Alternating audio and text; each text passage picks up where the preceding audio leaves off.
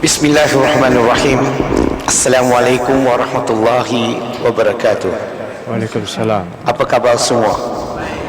Lama tak jumpa. Ramai orang tak kenal saya siapa, sebab rambut sudah jadi macam ni. Baru balik daripada umrah sebenarnya, dan juga bagi latihan di Universiti Madinah dan juga Al-Azhar University di Mesir. So baru sampai sebenarnya tak lama.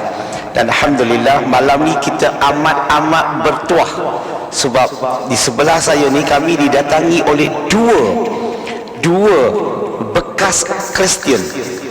Okey, bekas Kristian. Di sebelah kanan saya bagi nama glamour dia lah, senang orang kenal dia dengan nama Ariasto. Okey, dia walaupun dia bukan padri, dia bukan pastor, dia bukan missionary, tetapi dia memperjuangkan agama Kristian. Dia mempertahankan agama Kristian. Dan kalau kita ingat lagi, banyak tahun yang lalu pernah berlaku sedikit pertempuran antara Islam dan Kristian. Dan dia inilah adalah ketua yang membimbing Kristian untuk bertempur dengan kita orang Islam di Indonesia dulu. Dan Alhamdulillah kita dah dengar macam mana dia boleh bisa memeluk agama Islam. Dan sebelah kiri saya, kalau saya gunakan perkataan pendeta, orang sini boleh faham ke? Kalau pastor boleh faham? Bukan plaster, pastor. Tak bisa juga, pening. Okey, tak apa. Kalau ketua untuk Protestan, mazhab Kristian dipanggil pastor. Okey, dan dia dalam Protestan ni wanita boleh jadi pastor. Okey, boleh faham? Dan dia adalah bekas pastor, dan kita nak dengar macam mana dia boleh memeluk agama Islam. Dan kedua-dua sahabat saya ni, mereka ni sekarang sangat giat sepenuh masa menyampaikan dakwah di Indonesia. Dan kita nak dengar daripada kedua-dua mereka ni. Dan masa tak cukup panjang, sangat singkat. Saya taklah goreng-goreng sini, goreng-goreng sana. Kita terus kepada perbincangan. Saya akan tanya mereka soalan, dan saya juga akan kacau mereka sekiranya mereka tidak jawab mengikut apa yang saya mahu. Kurang asam punya moderator. Okey, saya mula dengan di sebelah kanan saya, Ariasto. Ariasto, ramai di kalangan rakyat Malaysia ingin nak tahu tentang penghijrahan kamu. Okey, boleh tak kamu terangkan sedikit saja dua perkara. Satu, tentang latar belakang kamu. Okey. Yang kedua, okey, persepsi kamu, pandangan kamu terhadap agama Islam sebelum kamu kenal Islam. Kamu rasa Islam tu apa jenis agama? Apa pandangan kamu? Okey. Okey, masa singkat 5 minit saja. Silakan. Okey, bismillahirrahmanirrahim. Sebab masa yang sangat singkat, jadi saya harus jawab dengan padat dan singkat. Tapi saya tak pandai berbahasa Melayu. Saya berbahasa Indonesia. Semua faham ya? Alhamdulillah. Ya. Sebelum saya memeluk Islam, saya sering membaca buku-buku, ya, dan saya banyak menonton media-media mainstream. Di situ saya melihat Islam sangat buruk. Saya melihat peperangan di Timur Tengah, ya, dan kekerasan di negara-negara Arab. Saya berpersepsi bahwa Islam itu agama yang sangat keras, agama yang sangat terbelakang, agama yang sangat tertinggal, agama teroris, agama yang kejam macam itu. Dan itu persepsi saya terhadap Islam sebelum saya memeluk Islam. Sebab saya banyak menonton media-media mainstream berita macam itu tentang Islam. Itu Brother Lim. Okey, satu lagi.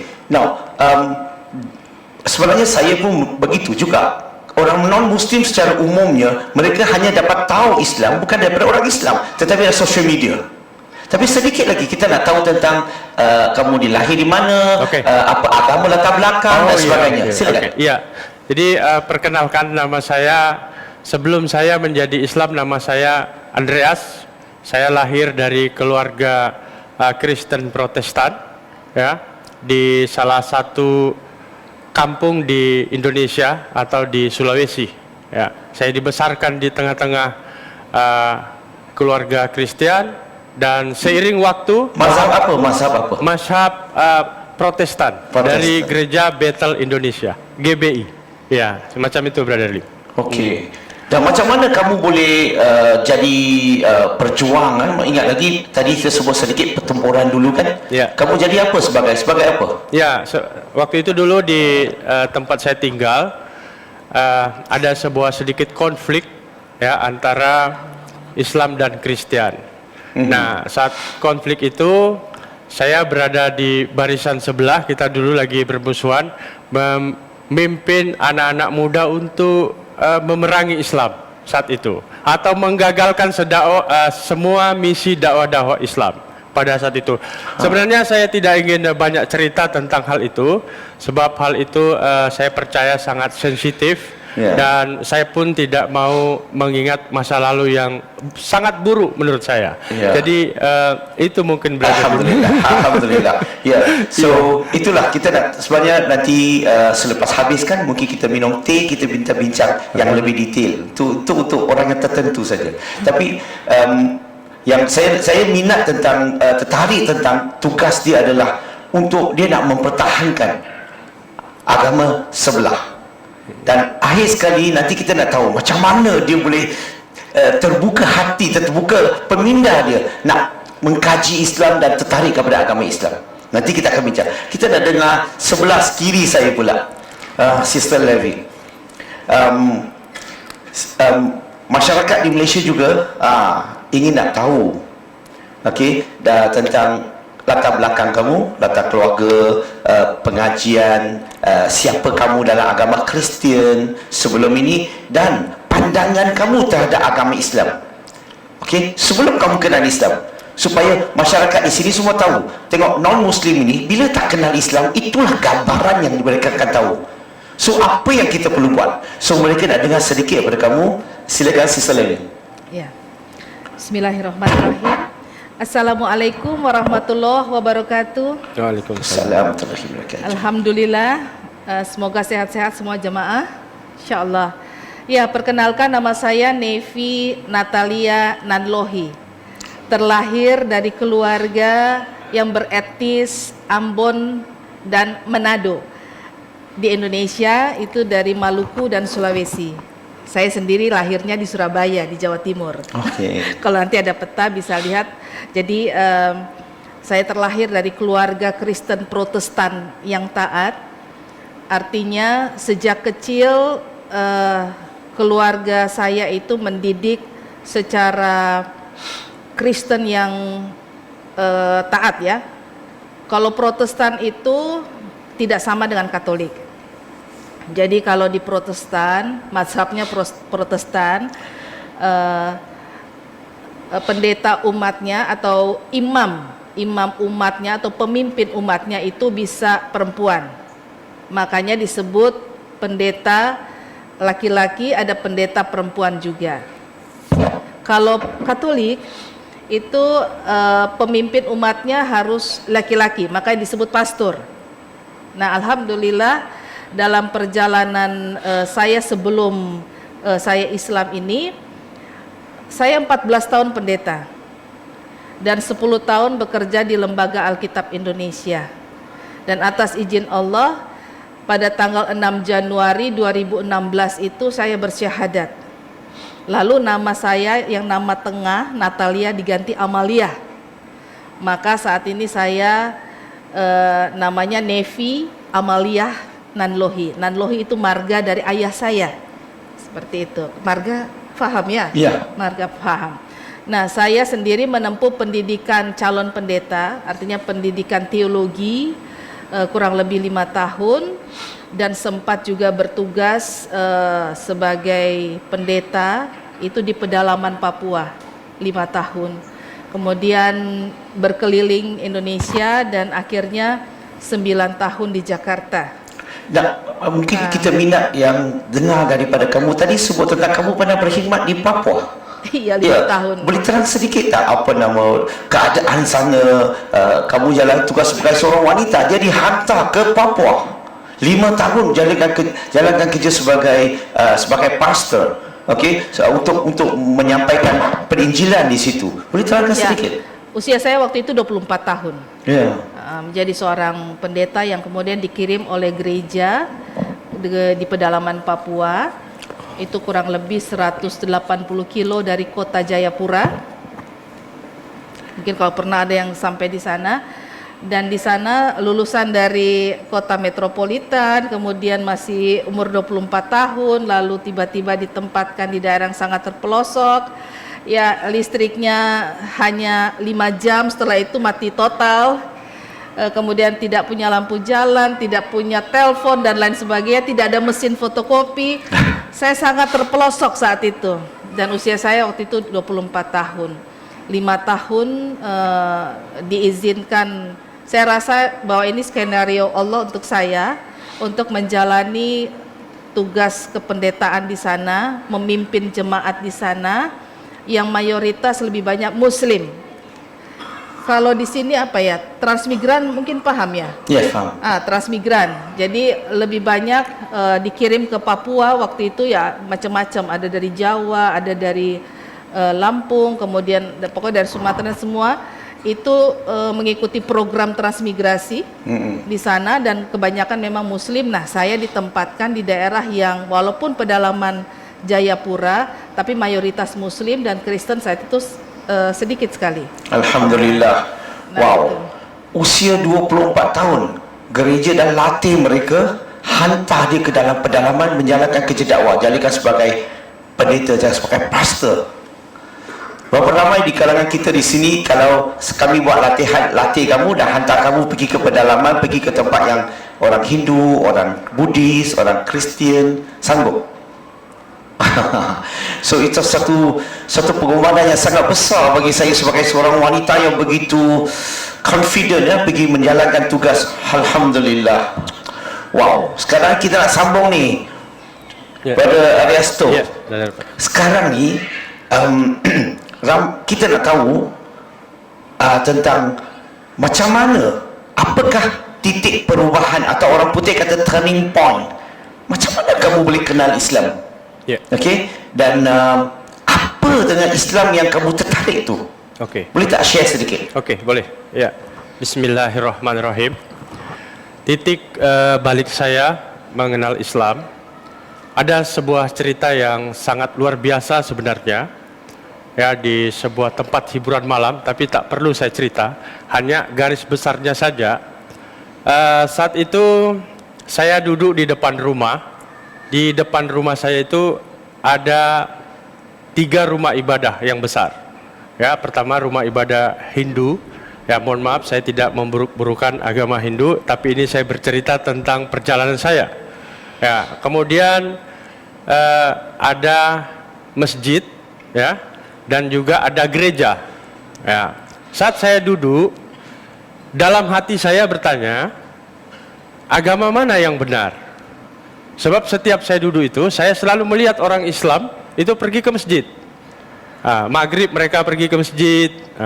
Begitu juga dengan orang Hindu, dia pergi ke pura. Karena orang Hindu itu dia hampir setiap pagi atau setiap sore dia datang ke pura untuk memberi sajen-sajen itu, untuk memberi apalah. Apa itu sajen itu? Bagi makanan? Makanan-makanan. Oh, okey. Iya. Lalu kemudian saya bertanya dalam hati saya, agama mana yang benar?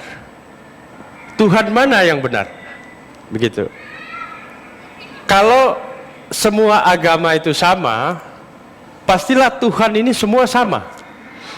Tak mungkin 3 agama disembah oleh menyembah satu Tuhan. Ya, maksudnya begitu. Lalu kemudian saya pendekkan cerita, saya coba bertanya kepada para pemuka agama Hindu tentang konsep ketuhanan agama Hindu. Mereka kemudian menjelaskan kepada saya, tapi saya masih kurang puas dengan penjelasan tentang konsep Tuhan di dalam agama Hindu. Kemudian saya tinggalkan agama Hindu. Saya kemudian mula-mula mengkaji dulu tentang kitab suci saya. yang saya imani sebagai kitab suci, dan saya imani Yesus sebagai Tuhan pada saat itu. Kemudian saya sampai kepada beberapa ayat di dalam kitab suci saya yang lama yang menceritakan tentang sosok Yesus. Itu. Saya pertama mula-mula saya masuk di, saya pendekkan saja cerita ya. Saya mula-mula saya masuk di ayat yang namanya Matius pasal 15 ayat 24. Ayat ini yang membuat saya ragu tentang ketuhanan Yesus. Gitu. Ayatnya berbunyi, Yesus hanya diutus kepada domba-domba yang hilang dari umat Israel. Ayat ini mengandung beberapa pertanyaan yang sangat serius yang harus saya pertanyakan kepada para pastor dan pendeta. Pertama, Yesus hanya diutus kepada domba Israel. Kalau hanya kepada Israel, saya orang Indonesia. Saya orang Indonesia, ayat ini tak cocok, Brother Lim. Kepada orang Melayu tak kena. Kepada orang Ambon tak masuk ayat ini. Sebab Yesus hanya diutus kepada Bani Israel. Oh, saya orang Indonesia tak kena. Yang kedua, ayat ini menceritakan tentang Yesus diutus. Kalau Yesus diutus, berarti ada yang mengutus. Begitu. Tak mungkin yang diutus menjadi pengutus. Kemudian ini saya bertanya juga, saya pertanyakan ke beberapa para pendeta, tapi ya sekali lagi mereka pun menjawab, saya rasa saya tidak puas dengan jawaban itu. Ya, gitu. Kemudian saya pergi lagi ke ada satu ayat di dalam Bible. Ayat itu berbunyi Matius pasal 10 ayat 40. Enyahlah kau iblis, engkau harus menyembah Tuhan Allahmu. Saya tanya, ayat ini, apakah Bible ini firman Tuhan? Pendeta menjawab, iya. Bible itu adalah firman Tuhan. Nah, kalau firman Tuhan, ayat ini siapa yang berbicara? Sebab ayat ini, enyahlah kau iblis, engkau harus menyembah Tuhan Allahmu. Kalau ayat ini firman Tuhan dan Yesus sendiri yang berbicara, kenapa dia suruh menyembah kepada Allah? Ya. Kenapa dia tak suruh menyembah kepada dirinya? Dia sendiri. Dia sendiri. Nah, ayat ini membuat saya bertanya bahwa Yesus memerintahkan untuk menyembah kepada Allah. Artinya Yesus bukanlah Tuhan. Ya. Nah, kemudian saya artinya saya sudah mulai ragu tentang ini. Nah, kemudian saya coba masuk kepada Islam. Ya. Saya mula-mula mengkaji tentang konsep ketuhanan di dalam Islam. Ya, saya mulai mengkaji itu ayat yang sangat sederhana, yang semua pasti umat Islam di sini sangat hafal. Surat Al-Ikhlas. Qul huwallahu ahad. Tuhan itu ahad, satu. Ayat ini sama dengan ayat yang ada di kitab suci saya yang lama. Shema Yisrael, Adonai Elohinu, Adonai Ehad. Ternyata Yesus mengajarkan satu Tuhan yang disembah. Sehingga saya berpendapat bahwa ajaran Islam dan ajaran Kristen ini punya kesamaan. Yesus sama-sama datang mengajarkan menyembah kepada Tuhan yang satu. Tertulis di Markus pasal 12 ayat 29. Ya. Nah, kemudian ayat ini juga sama dengan yang tertulis di kitab suci saya, yakni di Yohanes pasal 17 ayat 3. Jadi, menurut pendapat saya saat itu kemudian bahwa Yesus bukan Tuhan, dia mengajarkan untuk menyembah kepada Tuhan yang benar. Nah, itu. Selanjutnya yang membuat saya tertarik kepada Islam, ya, tentang kitab suci Al-Quran, saya mengkaji surah Yunus ayat 90. Wah, menurut saya ayat ini sangat the best. Dan tidak ada kitab suci di dunia ini, di bumi ini, yang sanggup sama seperti Al-Quran. Ayat ini menceritakan tentang Fir'aun. Nah, sehingga saya mau katakan Al-Quran sanggup bercerita masa yang dulu dan dia sanggup bercerita masa yang sekarang. Kenapa? Karena ketika Al-Quran menceritakan bahwa jasad Fir'aun akan tetap utuh walaupun tenggelam di laut mati, pertanyaan saya, kapan Nabi Muhammad berjumpa dengan Nabi Musa? Ya kan? Dari mana dia bisa tahu bahwa jasad Fir'aun itu akan tetap utuh? Menurut saya ayat ini sangat the best. Ini yang kemudian membuat titik balik saya, bahwa saya percaya bahwa apa yang tertulis di dalam Bible, di kitab suci saya yang lama, Yesus mengajarkan kepada pengikutnya untuk menyembah Allah Subhanahu wa Ta'ala, Tuhan yang disembah oleh nabi-nabi terdahulu, seperti yang disembah oleh Muhammad Rasulullah Sallallahu Alaihi Wasallam. Itu mungkin sedikit cerita. Wow. Dia tertarik sebenarnya. Dia banyak berpersamaan dengan orang-orang yang bekas Kristian di Malaysia yang masuk Islam. Okey, nampak tak? Bila dalam Quran surah Al-Maidah surah ke-5 ayat 82, bila Allah berfirman, Allah kata ada setengah-setengah orang Kristian, okey, mereka ni jujur, mereka ni ikhlas. Maka bila mereka baca, mereka dapat lihat, mereka dapat faham. Okey. Dan tadi itu dia sebut, saya sangat tertarik, itu adalah dalam Matthew chapter 15 verse 24. Dia kata Nabi Isa alaihissalam, saya cakap dalam bahasa English, dia kata I do not send except for the lordship house Israel. Dia kata dia tidak diutuskan melainkan kepada domba-domba tadi. Betul. Israel yang sesat tu. So dia diutuskan. Kalau dia diutuskan, macam mana dia nak jadi Tuhan? Bila dia diutuskan, pasti ada utusan. Yang kedua tu, yang kami baru balik daripada bagi latihan di Mesir, dia sempat pergi tengok itu Firaun. Mumi itu. Sebenarnya beza Nabi Muhammad SAW dengan Nabi Musa 3,500 tahun. 3.500 tahun. Macam mana Nabi Muhammad SAW boleh tahu tentang perkara itu? Kalau Quran dicatatkan, macam mana boleh dapat cerita tu? Maka itulah yang buka minda dia. Dan bila dia lihat Quran menceritakan tentang Tauhid, Nabi Isa alaihissalam menceritakan Tauhid. Bukan saja itu, Daud alaihissalam in the book of Psalm chapter dalam chapter 86 verse 10, in the book of Deuteronomy chapter 5 verse 7 to 9, ayat dalam Nabi Musa alaihissalam, Daud alaihissalam, semua mengajar sembah Tuhan yang tunggal. Sebab itulah, disitulah dia tertarik kepada, mulalah buka minda dia untuk mengkaji Islam.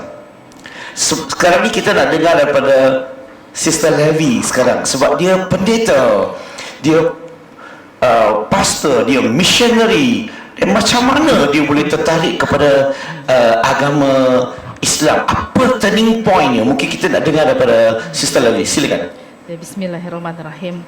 Ya, banyak cara mu'alaf menemukan hidayah. Ya, yang sebenarnya Allah sudah berikan, dan saya yakin itu menjadi sebuah, insya Allah itu istiqomah. Bisa turun sikit, dekat sikit. Ya. Kuat sikit ya. Tes. Ya, saya sendiri, saya belum menceritakan ya bahwa pandangan saya dulu kepada Islam itu seperti apa. Ya, sebagai seorang yang taat di dalam agamanya, artinya agama saya dulu, dan sebagai seorang pendeta, saya perlu jelaskan sedikit kalau pendeta itu seperti ustadz dan ustazah, ya, hanya membina, kemudian mendidik jamaahnya seperti itu. Tapi kalau sudah ada plus misionaris, nah itu ada tugas tambahan. Artinya tidak semua pendeta itu pergi keluar untuk menyampaikan tentang agamanya itu kepada agama yang lain. Artinya Islam dan Kristen ini kan sama-sama agama dakwah atau agama misi.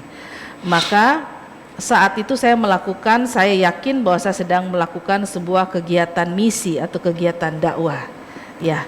Dan saya melihat, pandangan saya, mohon maaf sebelumnya, bahwa yang saya tahu, saya boleh ucapkan dulu ya, salah satu pepatah Melayu, tak kenal maka tak sayang, ya. Tak kenal maka tak tahu sebenarnya. Sebenarnya tak kenal maka tak tahu, Iya. tak kenal maka tak kenal. Memang tak kenal. Tak tahu, kemudian kalau tidak tahu maka tidak sayang. Nah, ini saya berawal dulu dari pantun itu, dari pepatah itu. Nah, jadi sebelumnya saya menganggap buruk, mungkin semua mu'alaf begitu ya, menganggap buruk agama Islam, artinya anarkis, kemudian agama Islam itu agama yang tak patut untuk dicontoh. Kemudian agama Islam itu agama yang keras, yang tidak mengajarkan belas kasihan, ya. Semua yang negatif. Artinya itu yang terpapar, itu yang terblow up keluar, yang dipahami oleh orang-orang non-muslim di luar Islam. Seperti itu. Saya rasa kita semua pasti tahu itu. Nah, itu dulu saya seperti itu. Maka itu karena saya tak tahu. Saya melihat Islam itu hanya dari manusianya. Ternyata Islam itu, kalau kita melihat Islam yang lurus, Islam yang benar itu secara dinnya. Nah, saya melihat Islam ini dari manusianya. Maka apa yang terpapar, yang keluar dari manusianya, itulah saya anggap Islam. Ternyata yang saya lihat nih Muslim, ya. Jadi yang saya salah fahami, artinya saya tidak memahami Islam dengan benar dan Islam yang baik, akhirnya saya menilai Islam itu buruk. Nah, itu kemudian terus ada di dalam pikiran saya, sampai pada satu ketika ada pertanyaan kepada saya begini, pernyataan mungkin lebih tepatnya ya, seandainya kamu mengetahui tentang Islam yang benar, kau pasti akan jatuh cinta kepada Islam.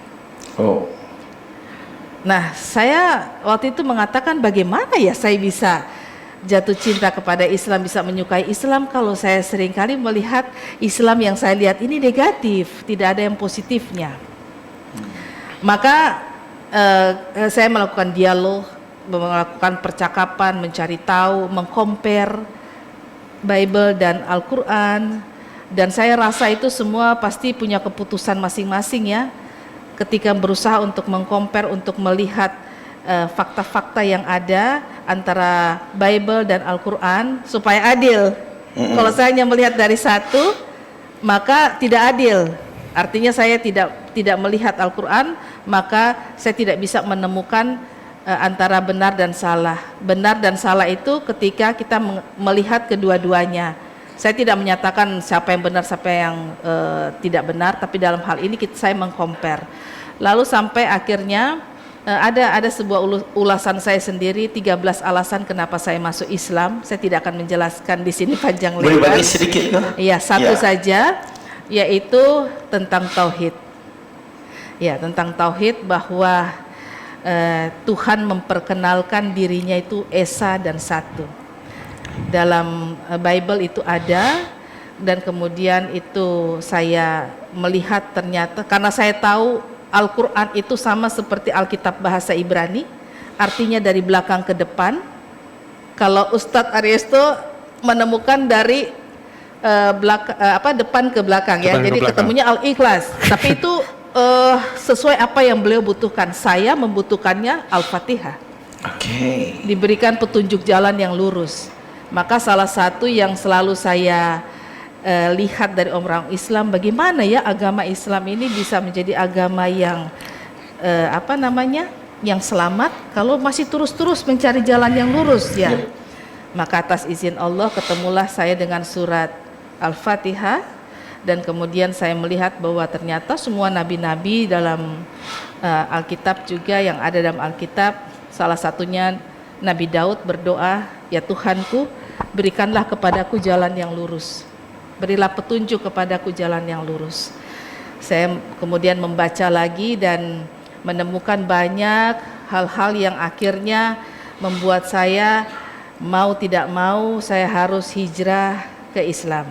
Itu suatu komitmen, satu keputusan. bahwa saya harus menyembah Tuhan yang Esa, Tuhan yang satu. Sama seperti begini, kalau di gereja itu ada, mungkin Brother Lim tahu ya, 10 hukum Tuhan. Yeah. The Ten Commandments. Yeah. Ten Commandment. Hukum yang pertama adalah tidak ada ilah lain Di hadapanmu. di hadapanmu selain Allah, selain Allah. Jadi Tuhan itu dalam 10 hukum Tuhan itu hukum pertama. Dan 10 hukum Tuhan ini selalu itu pasti diikrarkan ketika kebaktian, ketika ibadah. Maka hukum pertama ini saja itu sudah menyebutkan tentang siapa sebenarnya Tuhan itu seperti apa. Tuhan itu Esa, Tuhan itu satu. Nah, itu satu saja yang saya bisa, itu salah duanya adalah yang kedua adalah identitas di dalam Yesus dengan jujur menyebutkan dalam Alkitab bahwa dia memperkenalkan dirinya sebagai messenger, sebagai utusan. Maka itu sudah jelas antara pencipta dan makhluk, Tuhan itu Esa, Tuhan itu satu, dan Nabi Isa atau Yesus itu adalah utusan. Sudah, itu sudah cukup membuat saya Tak kenal maka tak cinta. Bila dia dah kenal tauhid, dia dah kenal siapa tu Nabi Isa alaihissalam, maka ramai di kalangan mereka berhijrah. Memang ramai sangat mereka memeluk agama Islam. Sebenarnya semalam dapat berita seorang missionary yang selalu berdebat dengan dia melalui online dan mengucap syahadah hari ini. Betul. Dan alhamdulillah, dan itulah yang kita dah dengar daripada kedua-dua pihak. Actually majority kita ni fitrah ni nak sembah Tuhan pencipta yang sebenar, yang tunggal tu, bukan nak sembah ciptaannya. Dan bila kalau kita orang Islam pergi menyampaikan macam Sister Navi, orang tanya dia apa? Suruh dia apa? Cuba belajar Islam, ambil tahu Islam, dan dia akan jatuh cinta. Dan memang betul bila dia mula mengkaji, membaca, membanding, tapi dia banding dengan cara yang mereka panggil diplomatik, cara yang rasional. Dia tidak menyebelahkan mana-mana satu kitab, tapi bila dia kaji, dia dapat jumpa kebenaran sebenarnya adalah semua Nabi membawa tauhid. Kecantikannya. Mungkin ringkas, ni soalan ringkas kepada Ariasto. Cabaran. Kita dah dengar sedikit, bila kamu pilih masuk Islam, kamu dapat tentangan tak daripada pihak sebelah? Faham? Pihak lama. Dan tentangan daripada keluarga. Ada tak ahli keluarga masuk Islam? Dan yang paling penting, selepas kamu masuk Islam, layanan orang Islam terhadap kamu, cabaran semua ni, boleh tak saya bagi you 2 minit? Boleh. Ya, pertanyaan yang sangat bagus. Ya, jadi saya kira semua orang tua atau agama manapun itu pasti mereka kecewa. Seperti orang Islam misalnya, ada anaknya yang masuk Kristen, pasti orang tuanya marah, keluarganya pasti marah, itu ada. Dan itu berlaku juga sama, ya. Nah, kemudian hinaan, cacian, ya, sampai dengan saat ini saya setiap hari dapat telepon, ya, saya dapat ancaman, ya, sebab saya memang aktif berdakwah di media sosial. Tapi bagi saya, semua ancaman, semua apa kalau di Malaysia cabaran itu sesuatu yang biasa saja, ya. Dan kita hendak mendapatkan sesuatu yang baik, kita hendak mendapatkan sesuatu kemuliaan, itu penuh dengan cobaan, penuh dengan cibiran. Jadi hinaan itu kepada saya itu sebuah vitamin, ya. Sebab Rasulullah Sallallahu Alaihi Wasallam itu berdakwah lebih daripada kita, Brother Lim. Ada cabaran banyak, kan? Dilempar batu, ya. Dicedera, hendak dibunuh, ya. Dan kita belum ada apa-apa. Nah, jadi kalau kita berbicara tentang dakwah Islam, kita harus melihat perjuangan Rasulullah Sallallahu Alaihi Wasallam.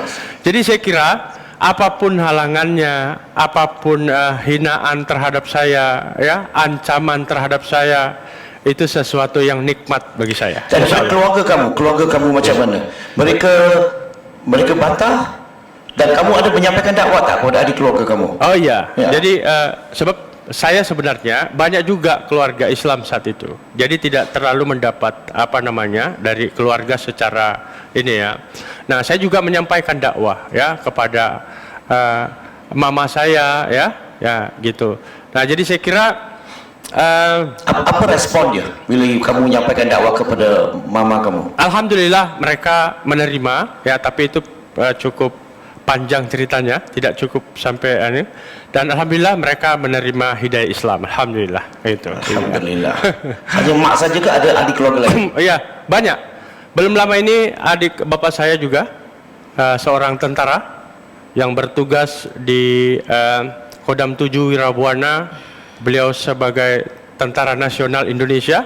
Alhamdulillah baru beberapa bulan ini beliau mengikrarkan 2 kalimat syahadat, dan alhamdulillah sudah banyak keluarga saya yang alhamdulillah mereka menerima hidayah Islam. Alhamdulillah. Alhamdulillah. Terima kasih brother. Wow.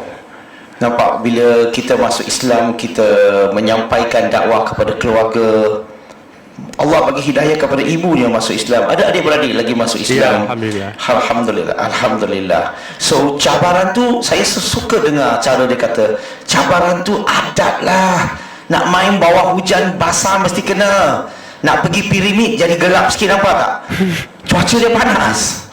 So itu adat. Berdakwah kena baling batu, marah, biasa. Tapi kalau banding dengan Nabi Muhammad SAW dengan para sahabat, halah, dakwah di Malaysia tak ada isu, dakwah di Indonesia perkara kecil, sebab mereka menghadapi cabaran lagi berat, lagi serius. Betul tak? So itulah, Alhamdulillah.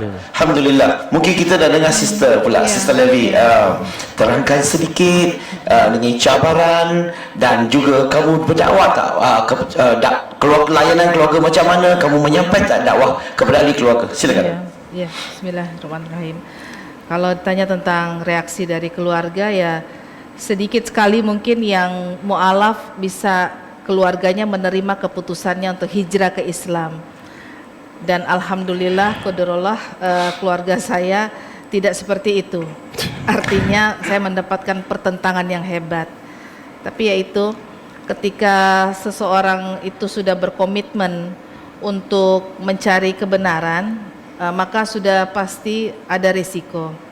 Nah, terutama pertentangan dari pihak gereja, kemudian dari keluarga. Tapi alhamdulillah, atas izin Allah tentunya, maka saya coba menjalaninya berproses. Artinya ketika umur 24 tahun kan saya menjadi seorang pendeta ya, awal mula. Nah, umur 42 tahun saya bersyahadat. Artinya tinggal dibalik saja, 24 dan 42. Nah, bisa cerita sedikit tak? Bila cerita sedikit macam mana bila kamu masuk Islam, respon daripada keluarga, macam mana mereka? Responnya tentu bisa dibayangkan bahwa ada penolakan. Boleh bagi beberapa contoh ke? Iya, penolakan di mana mereka kemudian meminta untuk alasan-alasan kenapa harus masuk Islam. Ya. Kemudian ada marah-marah ke? Atau ada tuduh-tuduh ke?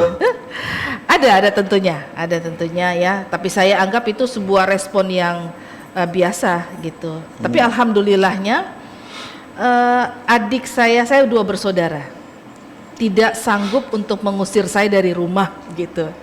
Artinya Allah memberikan rasa yang respect sekali kepada saya sehingga saya tidak sanggup diusir gitu untuk keluar rumah. Itu alhamdulillah. Dan saya pelan-pelan menjelaskan kepada beliau tentang kenapa saya masuk Islam, walaupun terjadi penolakan. Kemudian di setiap beberapa hari sekali dikunjungi oleh teman-teman saya yang penginjil, pendeta, supaya mengajak untuk kembali kepada Islam. Tapi saat itu saya coba menyampaikan sedikit saja dari apa yang saat itu saya ketahui.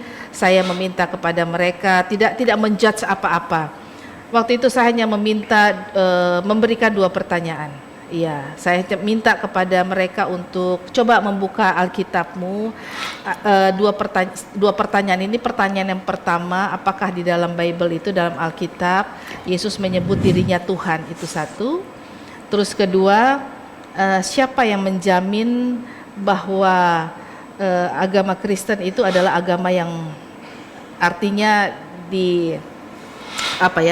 ditetapkan oleh Tuhan. Dua pertanyaan ini saja.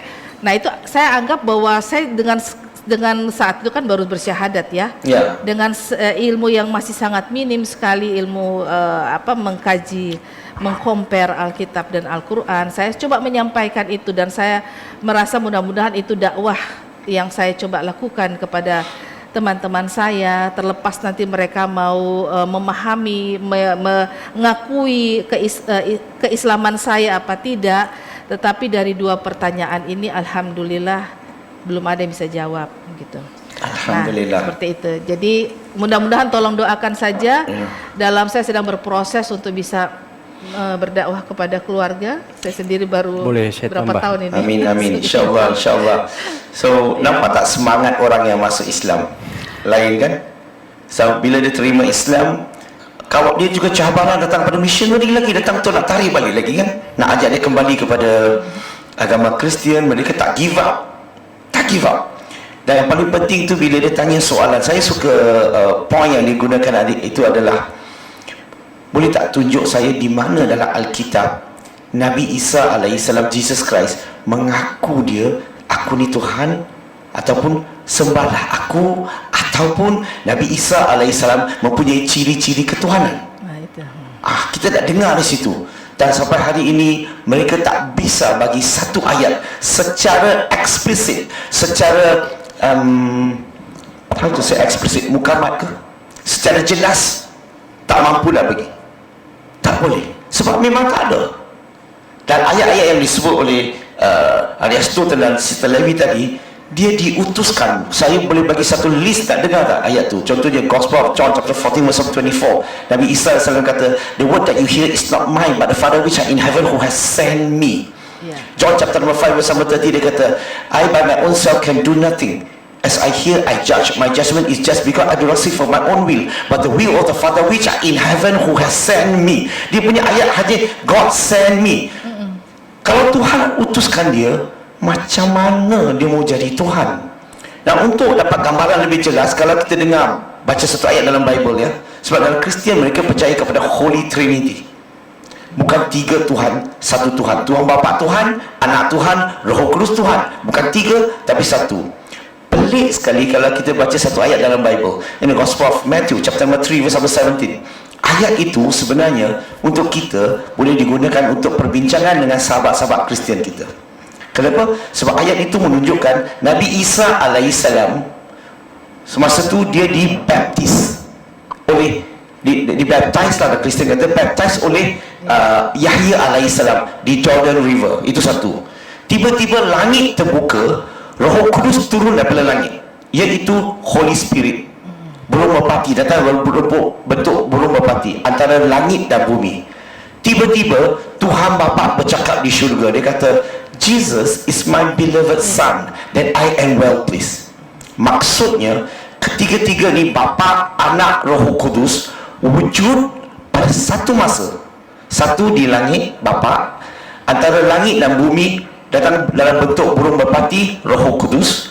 Jesus Christ di dalam sungai, dia panggil Jordan River. Okay.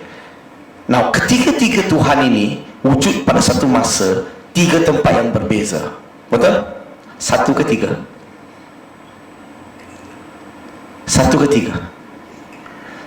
Tampak tak? Jelas tak? Kalau Tuhan tu tunggal, Tuhan Bapa tu Tuhan, Anak tu Tuhan, Roh Kudus Tuhan, satu. Macam mana boleh jadi satu? Tiga tempat yang berbeza. So ramai di kalangan kita, bila kita baca, bila kita ada bimbingan Al-Quran sebagai Al-Furqan sebagai bimbingan kita dapat memahami dengan jelas.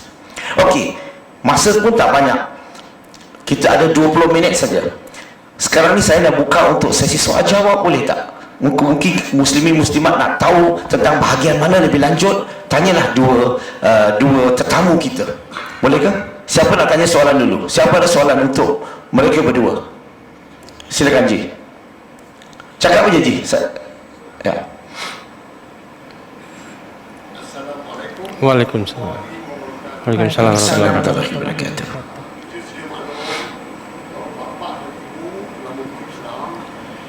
Tentulah untuk meneruskan misi dakwah ni memerlukan sumber. Jadi kalau tengok ada cerita bapak dan ibu, kalau berdakwah ni dengan kita dengan lebih jelas dari cakap dengan poket kosong, memang sukar untuk dilakukan. Ya. Jadi tentulah ada satu-satu sumber daripada mana yang boleh membuat ibu dan kakak ni boleh menjalankan misi dakwah. Bisa faham? Tak faham. Maksudnya kamu dah masuk Islam, sekarang kamu buat dakwah. Okey? Kalau kamu dah buat dakwah, pilih ada duit. Duit. Orang Indonesia pakai duit? Ya. Rupiah. Ya. Okey. So memerlukan duit. So sekarang ni mana sumber kamu datang? Datang dari mana? Contohnya wang sendiri, Ya. ataupun kamu ada orang infak, orang Ya. bagi zakat untuk kamu jalankan kerja, Ya. ataupun kamu ada berniaga, bekerja dan sebagainya. Boleh tak bagi keterangan 1 minit? Boleh, ya. Pertama saya punya usaha sendiri. Ya, kadang saya berdakwah menggunakan uang pribadi saya. Nah, tapi saya juga punya komunitas besar di Indonesia. Nah, itu juga kadang mereka sumbang kepada saya. Nah, mereka sumbang, lalu dengan sumbang yang mereka sumbang itu, alhamdulillah kita buat untuk kerja dakwah macam itu. Karena hanya 1 menit saya dikasih waktu, jadi saya tak jawab lama-lama. Gitu, silakan saya kembalikan ke moderator. Okey, Ya. yang saya tahu tentang Aristo ni, dia ada perniagaan sedikit, so dapat income, dan dia menyampaikan message, adalah orang infak sedikit, so wang itulah dia gunakan sepenuhnya untuk kembali kepada dakwah. Ya.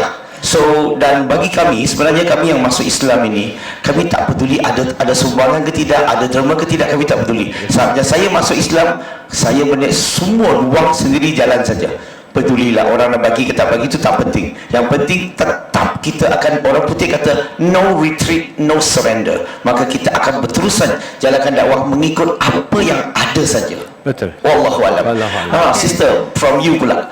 Macam mana pula? Sokongan ada tak daripada mana-mana pihak, ataupun daripada perniagaan sendiri, pekerjaan sendiri, ataupun apa nama? Ya. Ada cara lain. Silakan. Ya, awal mula memang tentu dakwah itu dimulai pasti dengan penghasilan sendiri. Artinya kita memulai segala sesuatunya pasti dari diri sendiri. Ya, tidak saja uang tapi mungkin tenaga dan waktu. Nah, saat ini kami sendiri sudah punya yayasan foundation, ya, Yayasan Isa bin Maryam. Itu juga nanti bisa kami sudah punya media sosial. Memang walaupun masih baru, ini baru setahun saja, baru setahun sudah kami punya Yayasan Isa bin Maryam.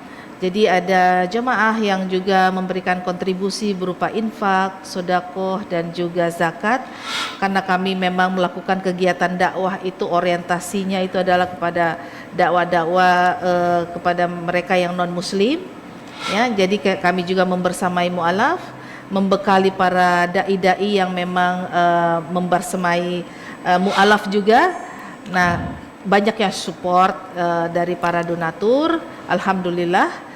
Dan semoga nanti ini bisa meluas juga ya sampai di Malaysia. jiran ini, Ya. Masya Allah. Dan tentu kita juga punya bisnis, artinya bisnis ini kembali juga kepada dakwah, ya, karena kita tahu bersama bahwa kita tidak bisa hanya mengharapkan dari jamaah, tapi tentu kita juga harus mengkondisikan bisa mempunyai sebuah usaha untuk yang nanti dikembangkan untuk kegiatan dakwah. Jadi segala sesuatunya itu harus terorganisir secara program, fundraising untuk dana dan lain sebagainya, itu harus disusun dengan sangat maksimal. Apalagi sekarang zamannya media sosial, maka sudah pastilah media sosial itu juga kita pakai untuk meluaskan dakwah dari Yayasan Isa bin Maryam itu sendiri. Okey, alhamdulillah. Baru masuk Islam beberapa tahun yang lalu, sekarang ni dah tubuhkan yayasan sendiri. Namanya Isa bin Maryam atau Isa ibnu Maryam. Iya, Ibnu. Okey, dan bisa faham ke? Boleh faham ke? Nama yayasan tu dipanggil Isa ibnu Maryam.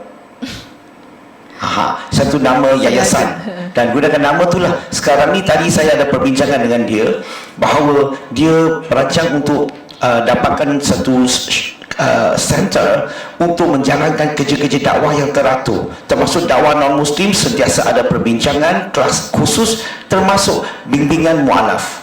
Terus apa perancangannya sebenarnya seperti apa yang kami lakukan di Malaysia. So saya sangat gembira, dan insya-Allah IDT akan bagi sokongan penuh kepada mereka berdua. Insya-Allah. Ya. So ada soalan lain daripada saudara? Ada? Datuk Kani, silakan. Dalam apa yang saya beritahu kepada jemaah, Okey. saudara Arief, Yes.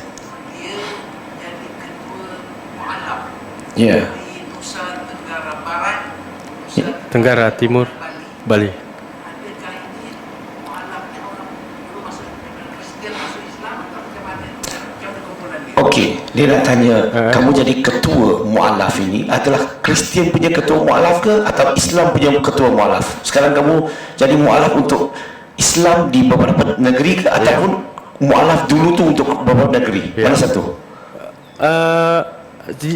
Okey, kamu jadi mu'alaf. Sekarang ni nama ketua mu'alaf di beberapa daerah. Ya. Itu Islam ke atau Kristian punya? Mereka yang dari Kristen masuk ke Islam. Okey. Selepas kamu masuk Islam, Ya. kamu lantik jadi ketua mu'alaf di beberapa negeri. Ya, betul. Okey. Betul ke, Ya, Datuk? jadi saya melatih para mu'alaf agar mereka menjadi Islam yang kokoh. Sebab di Indonesia biasanya mereka yang dari Kristen itu masuk Islam, itu kadang mereka tarik lagi untuk jadi Kristen. Jadi saya melatih mereka, mengajarkan mereka Islam, mengajarkan mereka tauhid, mengajarkan mereka menjadi pendakwah agar mereka menjadi Islam yang kafah. Dan alhamdulillah binaan saya cukup banyak di Nusa Tenggara Timur, Nusa Tenggara Barat dan juga Bali. Dan alhamdulillah sekarang mereka banyak membangun pengajian-pengajian gitu. Mereka belajar Islam, mereka mengaji, dan alhamdulillah mereka menjadi Islam yang semangat. Ya, begitu. Alhamdulillah. Datuk, apa yang saya nak sebut, Datuk, sebentar ya. Apa saya nak sebut di sini adalah tengok bila kita masuk Islam di Malaysia ke Indonesia, okey, kita nak buat kerja-kerja dakwah, nak buat kerja bimbingan dan sebagainya. Dia berbeza dengan dalam agama Kristian sebab gereja akan sokong gerakan itu. Ya. Okey, mereka macam kita masuk Islam, kita nak buat sesuatu, kita tak susah mau dapat macam mana-mana masjid surau yang akan sokong sepenuhnya kita sediakan bahan-bahan yang kita perlukan dan sebagainya. Tetapi dalam agama Kristian lebih mudah sebab disokong oleh gereja. Macam contoh di Malaysia hari ini, kita ada banyak sekolah agama. Setuju? Sekolah pondok, sekolah tahfiz, college agama, universiti agama. Tapi kita tak perasan kita kekurangan satu perkara. Kita tak ada satu institusi yang melahirkan pendakwah yang berwibawa, yang pakar, yang hebat untuk berdialog, berhujah. Tapi dalam agama Kristian di Malaysia, mereka ada banyak missionary school yang melahirkan pendakwa-pendakwa. Maka kita punya pendakwa tak cukup. Kita nak berdepan dengan mereka, berhujah dengan mereka, balik-balik orang yang sama yang pergi buat yang kerja. Boleh faham ke? Dan alhamdulillah untuk pengetahuan muslimin muslimat, IDT telah membeli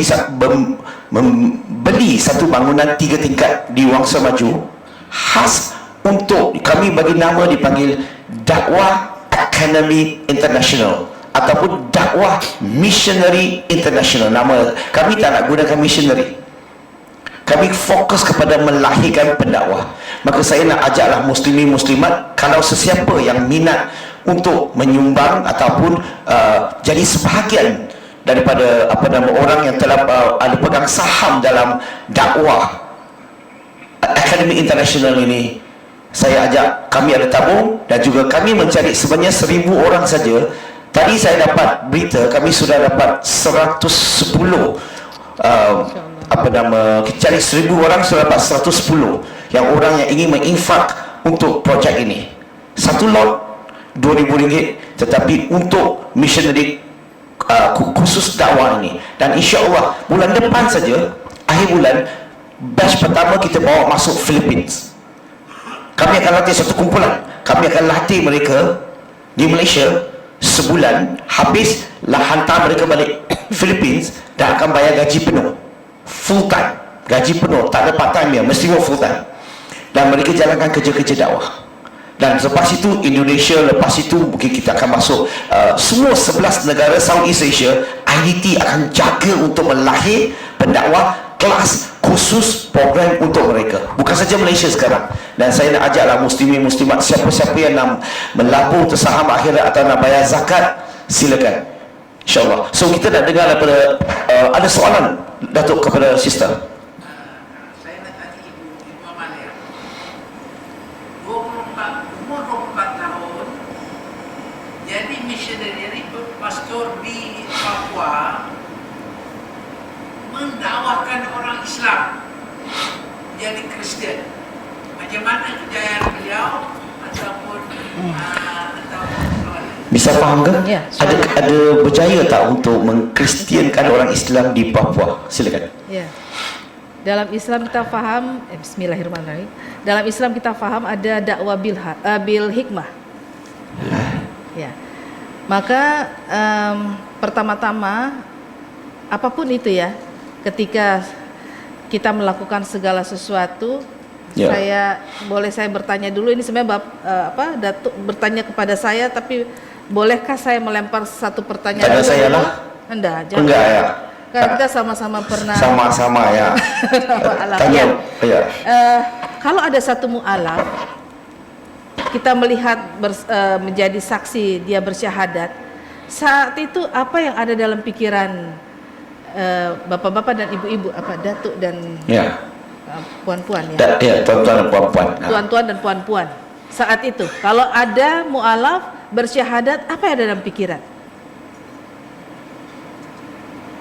Boleh bagi saya satu jawaban, dua jawaban? Saya rasa semua pada senyum ini karena mempunyai banyak jawaban atau bahkan tidak ada jawaban. Ya, perlu diketahui pertama adalah tongkat estafet dakwah berikutnya itu salah satunya ada di tangan mu'alaf. Ya, baik, saya menjawab pertanyaan Datuk yang kemudian saya kerjakan karena saya merasa bahwa saya melaksanakan sebuah misi. Maka yang pertama sekali yang saya lakukan adalah bagaimana saya bisa menyampaikan tentang Kristian. apa yang saya yakini Kristen itu dengan hati saya. Saya melawat yang sakit, kemudian saya memberikan sesuatu Bantuan. untuk bantuan kepada yang membutuhkan. Saya membuka diri saya untuk menjadi seorang yang bisa dikatakan konselor apabila ada yang bermasalah mungkin dalam rumah tangga dan sebagainya. Karena memang saat itu saya terdidik untuk bisa menjadi solusi. Artinya ketika ada di satu tempat itu, bagaimana kita bisa menjadi manfaat kepada lingkungan yang kita ada. Itu dulu. Sehingga akhirnya mereka orang itu masuk merasa, Islam, ada orang masuk Kristen. iya, Ya, ada. akhirnya mereka merasa nyaman dan kemudian mereka masuk Kristen. Nampak tak? Satu perkara yang penting di sini mungkin kita dapat belajar adalah dia hanya menyediakan services saja, counseling, buat kebajikan, dakwah bil mal, dia bagi bil, lepas tu dia dakwah bil hikmah, dia dakwah bil kitab, dan dia menyampaikan buat kerja-kerja macam ni. Bayangkan kalau kita punya setiap masjid, kita ada ustaz, kita ada imam, kita ada semua tu. Kalau kita semua buat kerja-kerja sedemikian di kawasan kita saja, saya percaya ramai orang akan tertarik kepada agama Islam. dari sudut Islam lah, tapi dia guna dari sudut Kristian. Dia buat perkara ini, ramai orang tertarik. Mungkin disebabkan di Indonesia ni keadaan berbeza dengan Malaysia. So kadang-kadang mungkin disebabkan isu kemiskinan tu. Kemiskinan mudah jatuh ke dalam kekufuran. Sebab itulah bila mereka buat kebajikan, mereka orang Islam akan terasa macam apa? Ada kasih sayang, ada bantuan, ada orang nak ambil tahu tentang keadaan mereka. Maka ramai ada di kalangan mereka akan tertarik kepada agama Kristian. Saya boleh sedikit cerita tentang sejarah Nabi. Ketika Nabi menyampaikan dakwah Islam adalah tauhid. Tapi dakwah itu bukan berisi tentang kajian-kajian tauhid saja. Artinya begini, ketika Rasulullah Nabi Muhammad SAW menyampaikan tentang dakwah Islam, yang pertama beliau SAW melakukan adalah mendamaikan yang bermusuhan, memberi makan yang lapar, mencerahkan dan membuat pintar orang yang bodoh dengan ilmu, menolong yang sakit, sampai akhirnya orang itu jatuh cinta kepada Islam. Nah, itu yang mungkin saat ini terabaikan dalam dakwah Islam. Semua orang ramai-ramai memberikan dalil-dalil syariat, hukum hakam. Itu yang di blow up dulu. Tapi orang kita ini ketika menemukan orang yang kelaparan, kita tidak memberikan makan, tetapi kita memberikan dalil. Kita lebih sibuk dengan urusan masalah-masalah khilafiyah, masalah-masalah yang ribut hukum hakam. Maka saya mohon maaf, para mu'alaf juga ketika mereka masuk Islam, yang pertama itu dituntut adalah bagaimana mengerti syariat dulu. Padahal kalau itu disampaikan, mu'alaf pasti mental. Mula hukum hakam kan kita di Malaysia, kalau anak-anak saya belajar sekolah semua mula dengan ini haram, ini halal, ini tak boleh, itu tak boleh. So alhamdulillah. Nabi mula dengan akidah jadi saat itu yang saya kerjakan adalah bagaimana bisa menjadi solusi, bisa memberi manfaat. Maka ketika sudah Islam tetap diteruskan. Yayasan Isa bin Maryam sendiri mempunyai ikon dakwah menyentuh hati. Alhamdulillah. Jadi sentuh hatinya dulu. Baru. Terima kasih. Wow. Kita tinggal 2 minit saja, tak boleh ambil soalan lagi. Sebab saya sangat minat tentang apa yang disebut tadi. Sebenarnya kalau kita tengok dakwah Nabi Muhammad SAW, ini hadis sahih. Ingat lagi tak Nabi berhijrah daripada Mekah ke Madinah? Ingat lagi?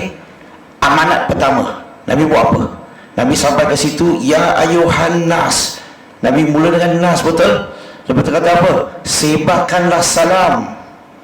Sebarkanlah salam. Lepas tu apa? Bagi makanan dulu. Bagi makan kepada orang yang lapar. Apa yang dia lakukan? Bukan saja itu. Dia kata apa lagi? Nabi kata suruh kita bina silaturahim dengan Muslim dan non-Muslim. Dan ini peringatan kepada kita, build friendship, build bridges.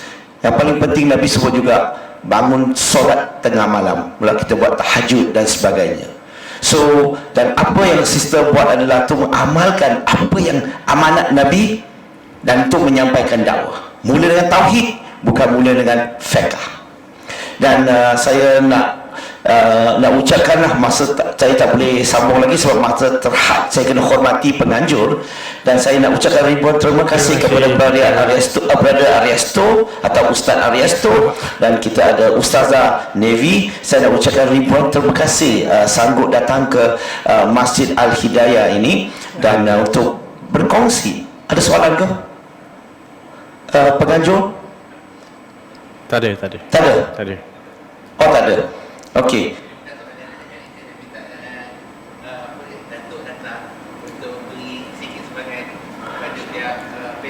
Oh, okey Datuk.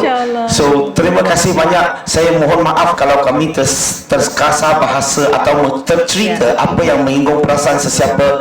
Kami tidak ada niat kita hanya berkongsi pengalaman saja. Okey, so itu saja perkongsian malam ini. Terima kasih. Assalamualaikum. Waalaikumsalam.